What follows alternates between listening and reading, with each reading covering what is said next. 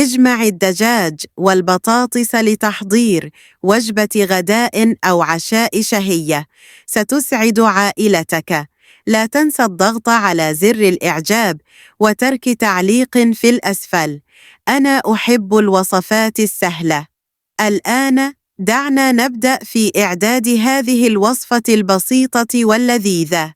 ابدأ بتقطيع 300 غرام من صدر الدجاج إلى قطع صغيرة جداً. بعد ذلك باستخدام المبشرة قم ببرش حبة بطاطس متوسطة الحجم حتى تصبح ناعمة. في وعاء كبير أضف قطع الدجاج المفرومة والبطاطس المبشورة. اكسر بيضة واحدة وأضفها إلى المزيج، ثم أضف ملعقة صغيرة من الملح وملعقة صغيرة من الفلفل الأسود. اخلط جميع المكونات جيداً حتى تحصل على خليط متجانس. إذا وصلت إلى هنا فهذا يعني أنك تستمتع بوصفتنا، لذا انقر على زر المشاركة وشارك هذا الفيديو مع جميع أصدقائك.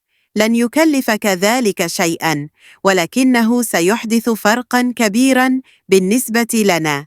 سخن مقلاة كبيرة على نار متوسطة، وأضف كمية كافية من الزيت. باستخدام يديك أو ملعقة شكل الخليط إلى أقراص دائرية وضعها برفق في المقلاة. اتركها تطهو جيداً على كلا الجانبين حتى تصبح ذهبية اللون.